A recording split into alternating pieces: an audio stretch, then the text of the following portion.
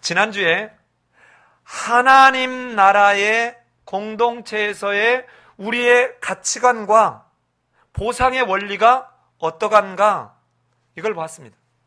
철저하게 윤리의식 바뀌어야 된다는 것입니다. 그래서 이혼을 주제로 얘기를 했습니다. 두 번째, 철저하게 지위에 대한 인식 바뀌어야 된다는 것입니다.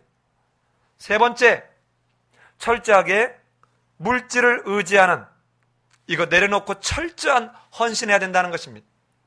그랬더니 베드로가 어떻게 합니까? 주님, 우리는 모든 것을 버려두고 주를 쫓았으니 우리는 무엇을 얻게 되겠습니까? 하고 물었습니다. 그러자 예수님께서 네가 생각하는 것은 대단히 잘못되었음을, 첫째가 되고자 하는 자는 말째가 되고 말째가 되고자 하는 자는 첫째가 될 것이다, 이 말씀을 던지시고 난 뒤에 이제는 20장에서 1절로 16절까지 이어지면서 포도원 농부의 비유를 통해서 쭉 이야기를 했습니다. 그리고는 그 말미에 정말 세상적 윤리, 세상적 지위, 세상적 물질관념, 그리고 진짜 하나님 나라의 제자로서의 삶은 이렇게 사는 거야 라고 17절로 19절에서 예수님이 십자가에서 죽게 될 것을 통해서 결론을 지었습니다. 그런데 지금 19장과 20장은 예수님께서 갈릴리에서 예루살렘을 향해서 가는 길 도중에서 제자들에게 제자가 어때야 되는지를, 즉 다시 말하면 하나님 나라에서 하나님 나라를 소유한 제자가 어떤 가치관과 원리를 갖고 살아야 되는지를 그들로 지금 가르치는 장면이 바로 19장, 20장에 이야기 있는 내용인데, 그 첫 번째가 이제 이혼과 지위와 물질 이야기를 가지고 했다면, 마지막 마무리가 지위에 관한 이야기를 다시 한번 하고 있습니다. 세베대의 아들, 아마도 이 세베대의 아들 두 아들이 누구냐면 야고보와 요한입니다. 이 어머니는 마리아의 여동생 살로메였을 걸로 봅니다. 자, 지금 우리 본문에는 등장하지 않는데 그때 세베대의 아들 어머니가 그 아들들을 데리고 예수께 와서 절하며 구했습니다. 그래서 예수님이 무엇을 원하느냐고 물으니까 두 아들을 주의 나라에서, 하나님 나라에서, 하나는 좌편에 하나는 우편에, 자, 이게 뭡니까? 하나는 좌의정, 하나는 우의정에 해주십시오, 이 말입니다. 이 말은 둘이 뭔가 이 높은 자리 낮은 자리 이런 개념이 아니라 정말 가장 최고의 자리에 앉혀주세요 라고 부탁하는 이야기입니다. 뒤에서 예수님이 이걸 그대로 받아서 큰 자가 크고자 하는 자, 으뜸이 되고 하는 자하고 똑같은 이야기예요. 두 가지를 그대로 이용하죠. 자, 이렇게 얘기하자 예수님이 뭐라고 얘기합니까? 너희가 구하는 것을 알지 못하는도다. 내가 마시려는 잔을 너희가 마실 수 있느냐? 그들이 말하되 할 수 있나이다. 잘 보세요. 여기서 지금 이 마태라고 하는 저자는 지금 제자인 야고보와 세베대를 가능하면 숨겨주고 있어요. 그러니까 다른 복음서에서는 야고보와 요한을 이렇게 등장시키는데 지금 여기서 얘기하려는 게 뭐예요? 제자의 삶이 어때야 되는지를 강조하고 싶어서 세베대의 아들의 어머니라고 등장시키고 그 두 제자의 이름을 싹 감춰줍니다. 이게 어디서 나오죠?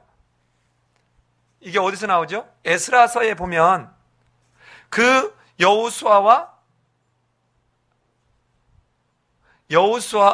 대제사장 여호수아가 이방 여자를 취해가지고 결혼해서 이것이 문제가 돼 나중에 이제 다 이방 여자하고 이혼하고 다 내보내고 다시 한번 하나님 앞에서 거룩한 백성으로 쓸 것을 서약하라 하면서 그 사람들 명단을 집어넣고 서명하게 하죠. 그때 여호수아의 이름은 싹 누구의 아들이라고 하고 싹 숨겨주죠. 이런 것처럼 이 제자가 어떠해야 되는지 그 모습을 얘기하는데 두 사람 이야기를 싹 빼주고 있습니다. 아마 훨씬 더 강한 교훈이 되었을 거라고 생각해요. 그런데 예수님이 뭐라고 합니까? 너희가 내가 마시는 잔을 마실 수 있겠느냐? 제자들이 지금 이때 뭐라고 얘기합니까? 우리도, 거기 보면 그들이 말하되, 이거 직역하면 우리도 할 수 있나이다 이렇습니다. 이때 우리가 누구예요? 바로 야고보와 요한이 하는 말이에요. 우리도 할 수 있습니다.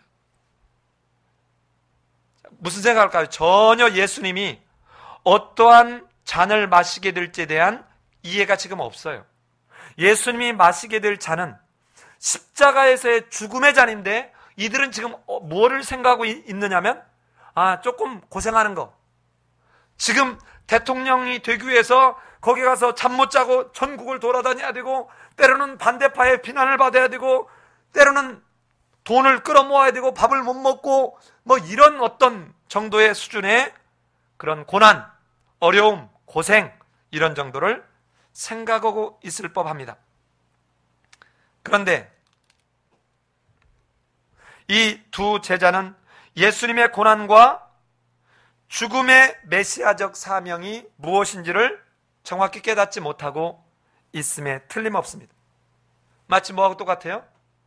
서울에 있는 사람들이 전원생활하고 싶어 하고는 전원주택을 하나 딱 샀습니다. 전원주택 가서 하면 그냥 고고하게 양산이나 들고 싹 다니면 전원생활이 되나요? 어린 반푼어치도 없습니다. 여러분, 시골에 가면 하루만 풀을 안 뽑으면 어른들 하시는 말씀이 뭐라 그래요? 하루만 풀을 안 뽑으면 이 발이 잠긴다 그래요. 발이. 장마철에 한번 비가 쭉 오고 나면 마당도 그냥 내버려 두면 여기저기에 온 풀씨가 와가지고 풀이 이만큼 자란다고요. 그냥 씨 뿌리면 상추가 뭐 만들어지고 고추가 생기는 줄로 알고, 고고하게 햇빛 있을 때는 싹 양산 들고 뭐 이 맛있는 수박이나 잘라 먹으면서 저 원두막 밑에서 찬양 들어가면서 이렇게 전원생활을 할 거라고 생각하지만 천만에요. 어쩌면 우리는 늘상 하는 이야기지만 항상 결과만 봐요. 영광스러운 결과. 이 밑에 있는 이 결과가, 이 꽃이 피기까지 한 송이 국화꽃을 피우기 위해서 소쩍새는 그렇게도 울었나 보다, 이 안에 있는 내부에 이걸 패키지로 보지 못하고 있다는 것이죠. 자, 보세요. 지금 이 세베대의 어머니나 이 세베대의 어머니, 세베대의 아들의 어머니죠. 세베대의 아들의 어머니 살로메나 이 두 아들들이 왜 뜬금없이 예수님 순환 예고를 하고 난데 이 말을 하고 있는 거죠?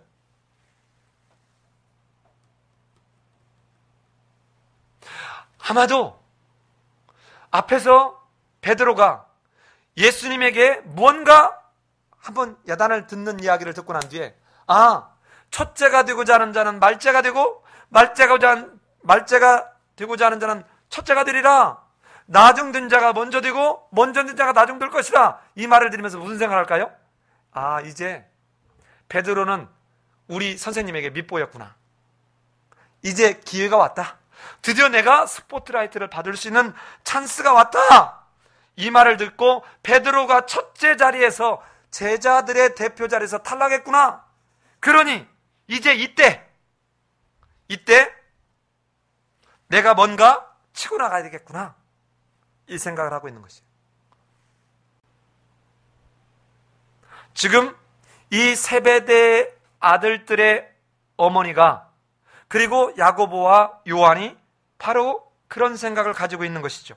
어떻게든 자기가 원하는 대로 조종해 가려고 하는 것입니다. 하나님의 나라에서의 지위는 자신감에 찬 대답으로 주어지지 않습니다. 너희가 내가 마실 잔을 네가 맞을 수 있느냐? 그러니까 어떻게 해요? 예! 하면요,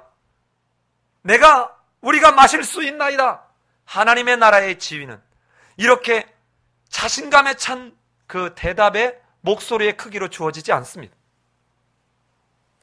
입술의 고백으로 구원을 받는 것이 아니고, 교회를 다니는 것으로 구원이 담보되지 않고, 기독교라고 하는 종교를 믿어서는 결단코 구원을 얻을 수 없는 것과 같이 하나님의 나라의 영광스러운 지위를 얻는 것은 인간의 노력이나 인간의 수고의 크기로가 아니라 하나님의 고유한 권한에 속해 있는 것을 예수님은 지금 밝혀주고 있는 것입니다.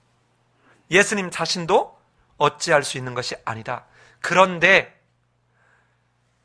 하나님이 영광스러운 높은 자리에 봉하는 하나님의 원리를 설명해주고 있는 것이에요. 그 하나님의 원리가 무엇입니까? 그 원리가 26절입니다. 우리 다시 한번 26절 같이 한번 읽어보실까요? 시작. 너희 중에 누구든지 크고자 하는 자는 너희를 섬기는 자가 되고 너희 중에 누구든지 으뜸이 되고자 하는 자는 너희의 종이 되어야 하리라. 여러분, 높은 자리에 더 뭔가 지위 있는, 뭔가 영향력 있는 자리에 가고 싶으십니까? 세상에서는 이렇게 한다는 거예요. 세상에서는 이 집권자들이 임의로 이렇게 해라 저렇게 하라고 지시하는 거예요. 얼마나 멋나 보여요. 여러분, 군대에서는 이 사단장이나 연대장이 입 하나만 가지고 뻥긋하면 이 사람들이 뒤로 지침도 하고 좌로 굴러도 하고 저까지 가서 돌아와 그러면 전부 수백 명의 사람들이 가서 돌아도 옵니다.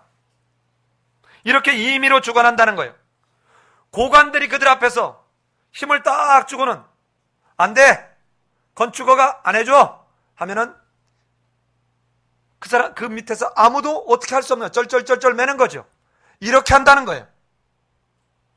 그런데 하나님의 나라를 소유한 하나님의 나라의 공동체는 이렇게 하지 않는다는 거예요. 어떻게 하느냐? 너가 진짜 영광스러운 자리에 정말 가고자 하느냐? 그러면 너는 섬기는 자가 되라. 세상의 원리와 정반대 아닙니까? 말도 안 되는 소리죠. 사장 보고 쉽게 말하면 아침에 사장이 출근해서 직원들에게 커피 타라는 거예요. 사장이 아침에 나와서 변기 닦으라는 거예요. 직원들이 아침에 비 오는 날 옷이 젖을지 모르니 버스 내리는 데서 우산 가지고 있다가 안 가지고 온 직원 있으면 펴서 주라는 거예요. 너희 중에 으뜸이 되고자 하느냐? 그러면 너희 종이 되어라. 여러분, 세상에다 이야기를 하면 어떻게 될까요? 말도 안 되는 소리라고 하지 않겠습니까? 그런데 여러분 잘 보세요. 집에서는 우리가 이렇게 합니다. 지금 집에서 하영이네 누가 대장이에요? 하영이가 대장이잖아요. 하영이가 확 하고 화내면 엄마 아빠 쩔쩔 매잖아요. 엄마 아빠가 태어나서부터 계속 그 아이 섬기는 거잖아요. 그러니까 이 가정이 하나님 나라의 공동체예요. 이 아이가 크면 어떡합니까? 커서 이제 말 알아들어요. 초등학교 갑니다. 그러면 이제 네 혼자 커라 하고 너 이렇게 지시합니까? 끊임없이 엄마가 뒤에서 도와줍니다. 끊임없이 도와줘요. 그러면 장성해서 결혼하면 또 네 알아서 해라고 합니까? 어떻게 아이를 키우는지 얘기해주고 또 아이를 봐주고 또 뭐 살림살이 힘들다 그러면 엄마 아빠도 쓸 돈 없는데 또 보태주고 죽을 때까지 부모는 자기 아들 딸을 이렇게 섬깁니다. 종처럼. 그런데 자식 아들이나 딸들은 어떻게 해요? 언제나 엄마 아빠한테 지 편한 대로 해요. 지가 마음에 안 들면 신경질 내고. 그래도 만약에 다른 사람이 엄마 아빠한테 이렇게 했으면 이 엄마 아빠가 참았을까요? 안 참았을까요? 안 참았겠죠. 그래서 엄마 아빠들이 늘 뭐라고 얘기합니까? 내 속으로 난 자식이니까 내가 참는다 이런 말 하잖아요. 내 속으로 났으니까. 그러면서 뒤에 화가 나면 꼭 한마디 뒤에 붙이잖아요. 너도 꼭 너 같은 딸 하나 낳아서 꼭 하나만 낳아서 한번 키워봐라. 내 속 알 거다. 이렇게 끊임없이 섬기고 또 섬기고 섬겨요. 가정에서 이렇게 한다. 그러니까 하나님의 나라는 세상의 원리와는 정반대적이다. 여러분 봐요. 사람들은 항상 세상적인 논리로 보니까 안 돼요. 여러분 왜 자존심이 없겠어요? 자, 이전에 어떤 데서는 나를 이렇게 대접을 했는데 여기는 요렇게밖에 대접을 안 해요. 그러면 요렇게밖에 대접을 안 한 요 장소에 가서 요렇게밖에 안 되게끔 하면 이 강의를 들었던 사람들이 그 다음에 이 사람 다시 불러자 소리 하겠냐고요? 절대로 안 해요. 그런데 지금 이렇게 대접을 했던 요렇게 대접했던 상관없이 여러분 생각해봐요. 시간당 얼마를 주느냐를 아무 상관없이 시간당 1,000만 원을 준다고 해본들 내가 3시간 강의한 이 시간이 내 인생에서 돌아오겠습니까? 안 돌아와요. 그러니까 이 강사료는 내게는 보너스예요. 부산물이에요. 그러면 지금 내가 어디 가서 강의를 하든 일을 하든 이거는 내 인생에서는 영원히 돌아오지 못한 오직 하나님만 줄 수 있는 그 시간을 나는 지금 소진하고 있는 거예요. 그렇다면 이거는 내가 월급을 얼마 받냐, 내가 강사료를 얼마 받냐, 내가 얼마나 존중받냐, 이게 아니라 지금 하나님 앞에서 내가 지금 주어진 나의 이 감격스러운 이 시간을 내가 어떻게 사용할 거냐 하는 거예요. 여러분, 그런데 이 시간 가지고 다 남을 해하는 일을 하겠습니까? 시간이 그렇게 많아요? 이 엄청난 이 가치를 가지고 남을 헐뜯는 데 쓰겠습니까? 여러분, 여기서 남을 막 비난하고 까고 남을 흉보고 억지로 뭔가를 뒤집어 씌워가지고 내가 그 순간에 올라가는 것 같지만 그렇지 않아요. 여러분, 세상에서도 자기 막 여러분 동창회나 어디 가면 막 자기 자랑하는 사람 있잖아요. 에? 어머머머, 왜 오늘따라 이렇게 머리가 아프지? 하면 지금 남편이 뭐 반지 하나 사다 선물한 거야. 그리고 남편이 뭐 하느냐고 예를 들어서 뭡니까 핸드백 그 명품 하나 사다 주면 그 상관이 없는 핸드백 자꾸 들었다가 뭐 안에 끄집어냈다 다시 집어넣고 끄집어냈다 다시 집어넣고 하면서 자꾸 이거 보여주는 거예요. 자꾸. 여러분, 그러면 그게 보기 좋읍니까? 꼴불견이에요. 여러분, 여기에 막 자꾸 뭐를 찍어 바르는 거 보면 여러분 원판이 안 좋으니까 찍어 바르는 거예요. 자꾸 여기다 명품을 걸치려는 게 뭐예요? 다른 걸로는 내가 뭔가 나의 존재감을 지금 만족할 수 없어요. 그러니까 어떻게든 뭔가 다른 사람들의 이목을 집중시키기 위해서 그러는 거예요. 그런데 하나님의 나라는 이런 걸로 아무 쓸모가 없다는 거예요. 아무 쓸모가 없다는 거예요. 그러면서 마치 19장 1절부터 20장 16절까지의 하나님 나라의 가치관과 보상의 원리를 설명하면서 결론을 뒷뚜껑을 꽝 닫았던 예수님의 순환 예고처럼 오늘 이 높은 지위에 관한 결론을 예수님이 뭐라고 짓냐면 바로 28절에서 이렇게 짓습니다. 같이 한번 읽어볼까요? 인자가 온 것은 섬김을 받으려 함이 아니라 도리어 섬기려 하고 자기 목숨을 많은 사람의 대속물로 주려 함이니라. 그러니까 19장 1절부터 20장 16절까지의 결론이 20장 17절로 19절이라면 이 뒤에 다시 한번 지위에 관한 이 이야기, 깨닫지 못하는 그들에게 예수님이 결론처럼 말하는 게 내가 인자, 메시아로 온 하나님의 아들이 왜 온 줄 아느냐? 섬김을 받으려 한 것이 아니라 섬기려 왔다. 마땅히 이분은 지금 어떤 존재로 왔습니까? 큰 자로 왔습니다. 큰 자가 뭐예요? 하나님의 아들로 오셨어요. 메시아로 왔습니다. 얼마든지 하나님의 아들의 권세를, 능력을 사용할 수 있어요. 그런데 이 하나님의 아들의 큰 권세, 으뜸되는 권세를 가진 그 예수님이 뭐 한다는 겁니까? 섬기고 있다는 거예요. 섬기고 있어요. 그 예수님이 얼마나 섬기느냐? 종으로 섬겨요. 그 예수님이 종으로 섬기는데 뭘로 가지고 섬기느냐? 목숨을 가지고 섬겨요. 목숨을 가지고 섬겨요.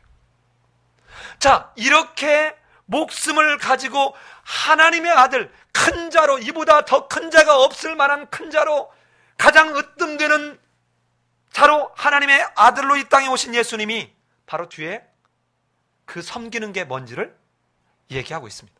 그게 바로 29절부터 34절에 있어요. 자, 여리고를 떠나갑니다. 바로 여리고를 떠나갈 때 이 말은 이제 여리고는 불과 몇 킬로 떨어지지 않은 이제 지역에 예수님이 가서 십자가에 죽어야 될 예루살렘에 있는 것이에요. 그런데 지금 보니까 제자들이 예수님이 무엇을 하시려고 하는지, 하나님의 나라가 어떻게 도래하게 되는지 지금 깨닫지 못하고 있어요. 얼마나 절박한지 모릅니다. 그때 예수님은 큰 무리가 예수를 따랐다는 것입니다. 이 큰 무리가 어떤 무리로 보여지냐면 지금 이때가 유월절을 맞아서 같이 가고 있는 거예요.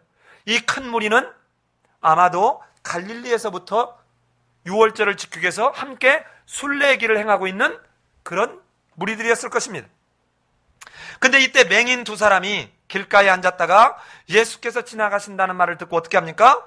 소리질러 이르되 주여 우리를 불쌍히 여기소서, 다윗의 자손이여 하니. 자, 여러분 봐요. 맹인들 하나도 볼 수 없습니다. 볼 수 없어요. 귀로 듣는 것밖에는 못해요. 그런데 이가 듣는 이야기를 듣자마자 예수가 지나간다는 말을 듣고 난 뒤에 주여 큐리에, 이 주여 이 말은 랍비어가 아닙니다. 그냥 일반적인 선생님이 아니라 그래 당신이 메시아 맞습니다 라고 고백하는 모습이죠. 그리고는 뭐라고 얘기해요? 다윗의 자손이요. 다윗의 자손이요 이 말은 바로 당신이 구약에서 말한 메시아로 오시니요 이 말입니다. 그분에게 뭐라고 해요? 우리를 불쌍히 여기소서. 이 말은 바꿔서 얘기하면 왕을 향해서 거지 같은 존재가 나 도와달라고 하는 거예요. 여러분, 지금 우리나라 대통령이 어디를 가는데 박근혜 씨하고 제가 같은 동네 삽니다. 예, 그러면 제가 옆에 이렇게 갈 수 있을 것 같죠? 반푼어치도 없습니다. 가려고 하면 어떻게 할까요? 경원이 딱 맞겠죠? 자, 이렇게 주여 다윗의 자손이여, 즉 다윗의 후손 왕으로 오시니여 우리를 불쌍히 여기소서. 다른 사람들이 옆에 근접하지도 못할 그런 상황에 이 맹인이 목숨을 걸고 때는 창피함을 무릅쓰고 모든 것을 다, 어떤 지위, 모든 것을 다 내팽개치고 오직 자기를 불쌍히 여겨달라고 외치는 거예요. 그런데 앞에서 이렇게 설명을 들었던 무리들, 제자들이 뭐라고 얘기합니까? 이 31절에 무리가 꾸짖어 뭐하라? 잠잠하라. 시끄럽다 이 말이에요. 조용히 해.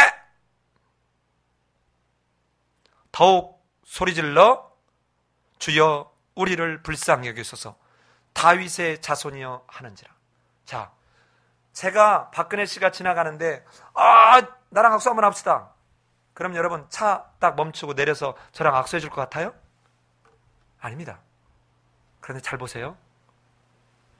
가장 큰 이요 가장 으뜸되신 그분이 지금 그 예루살렘으로 가는 길에서 주변에서 다 잠잠히 하라 야단치고 책망하는 그 속에 바로 누구도 존중하지 않는, 아무도 거들떠보지도 않는, 어찌 보면 어린아이만도 못한 이 맹인에게 다가갑니다. 그리고는 뭐라고 말씀하십니까? 너희에게 무엇을 하여 주기를 원하느냐. 자, 무엇이 진짜 섬기는 자요? 무엇이 진짜 종인지를 말하고 있어요. 인자가 온 것은 섬기려 하고 왔고, 인자가 온 것은 자기 목숨을 많은 사람들을 위한 대속물로 주려 함이라. 왕통을 가지고 이 이스라엘을 해방시킬 존재로 오셨다라고 믿는 그 예수가 누구도 거들떠보지도 않는 맹인에게 부르고, 그 맹인을 불러서 그 맹인에게 다가가서 그들이 불쌍히 여겨달라는 그 말을 가서 모른 채 하지 않냐고 가서 그를 돌보는 모습이에요. 지금 여러분 곁에 누가 여러분을 향해서 도와달라고 요청합니까? 여러분, 높은 자리로 올라갈수록 정말 밑에 있는 사람 심정 보이지 않습니다. 여러분, 그런데 진짜 이 사회가 예수님의 영광이 드러나려면 높은 자리에 있는 사람이 아랫사람을 섬겨야 돼요. 가진 자가 못 가진 자를 향해서 손을 내밀어줘야 됩니다. 이것을 제대로 못했던 고린도 교회를 향해서 사도 바울이 책망하는 거예요. 부자들이 음식을 갖고 와서 쥐들끼리 먼저 배 터지라 먹고 난 뒤에 이제 집에 돌아가면 내 집의 종이야. 근데 교회에 오면 종이냐 뭐냐 이게 없으니까 이제 교회에서는 형제자매 하는데 뻔하잖아요. 밖에 가면 또 구박하고 뭔가 할 게 안 봐도 비디오야. 그런데 오니까 쥐들끼리 포도주 취해가지고 오늘은 저 최 사장이 가져온 포도주가 맛있네. 오늘은 저 김 사장이 가져온 저 회가 맛있네 하고는 지들끼리 잔뜩 먹고, 그리고는 어려운 사람들에게 손 내밀지 않았다는 것입니다. 여러분, 더 신앙생활을 오래 한 사람이 이제 막 신앙생활을 한 사람을 우습게 여기고 무시하고 이러기보다는 그 사람의 가서 내가 발을 씻기는 그 마음으로 섬길 때 그 사람은 그 섬기는 그 사람에게 예수님의 모습을 발견하게 될 거예요. 이제 막 우리 교회에 온 어떤 분에게 내가 훨씬 더 성경을 많이 알을 수도 있고 이 교회에서 훨씬 더 오랫동안 모든 시스템을 알고 있지만 내가 가서 마치 그 사람의 종이 된 양 그 사람을 섬기면 그 사람은 그 섬기는 그 집사님, 그 성도를 통해서 예수님을 보게 될 것입니다. 근데 우리는 어떠죠? 과연 이렇게 하는가요? 성경적 원리를 따라가는가요? 나 좀 더 봐줘, 나 좀 더 봐줘. 내게 뭔가를 더 얻기 위해서 우리는 끊임없이 내가 권사, 내가 장로, 내가 뭔가 무슨 위원장 이런 걸 막기 위해서 여러분 얼마나 발버둥을 치는지 몰라요. 서로 남을 헐뜯으면서도 이런 일들을 합니다.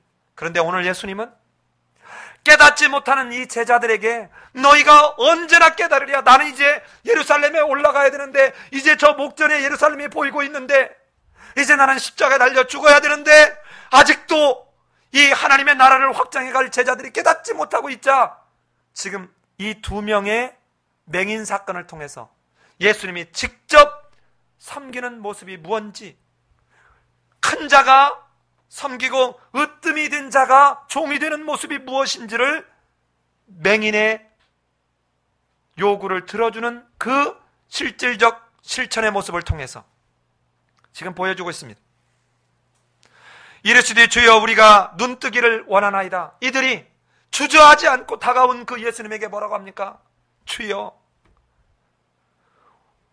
우리의 눈뜨기를 원하나이다 라고 대답합니다.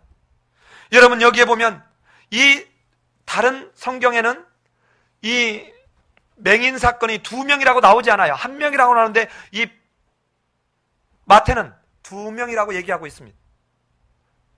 무엇이 맞는지 지금 정확히 우리가 말할 수 없지만 이 마태의 특징이 두 명씩을 꼭 둘을 강조해요.